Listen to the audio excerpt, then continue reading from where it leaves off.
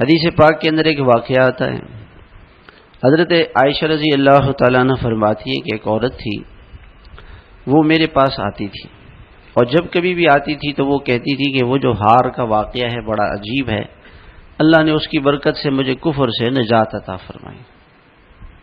تو حضرت عائشہ نے ان سے پوچھا کہ وہ ہار کا واقعہ کیا ہے؟ تو کہنے لگی کہ میں ایک بستی میں رہتی تھی، ایک دن اس بستی کے اندر ایک بچی گلے میں ہار ڈالے ہوئے وہ چلی، گھر سے باہر آئی، تو وہ ہار اس زمانے میں چمڑے کا ہار ہوتے تھے، چمڑے کا ہار ہوتا تھا، تو وہ اس سے گر گیا۔ اچھا، وہ اس سے گر گیا، گم ہو گیا۔ بچی جب واپس گئی تو اس کے گلے میں ہار نہیں تھا، وہ کھل گیا، گر گیا۔ تو ان لوگوں نے مجھے پکڑا، میں غریب عورت تھی، مجھے پکڑا، مارنا شروع کیا اور کہا کہ ہمارا ہار دے دو۔ میں نے ان سے کہا جی میں نے نہیں لیا ہے، میری تلاشی لی، میرے کپڑے اتارے، سب کچھ کیا میرے ساتھ، لیکن میرے سے تو کچھ بھی نہیں ملا۔ اب وہ مجھے مار رہے تھے کہ اچانک اوپر سے ایک چیل اڑتی ہوئی آئی اور اس کے منہ سے وہ ہار گر گیا۔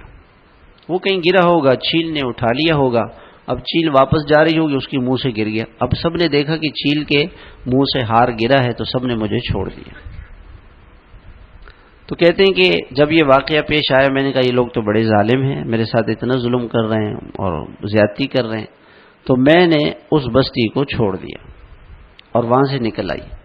تو میں لوگوں سے پوچھتی رہی کہ میں کہاں جاؤں، تو کسی نے مجھے بتایا کہ مدینہ پاک میں جناب رسول اللہ صلی اللہ علیہ وسلم بڑے اخلاق والے، نرم اور رحیم اور کریم ہیں، وہاں چلی جاؤں۔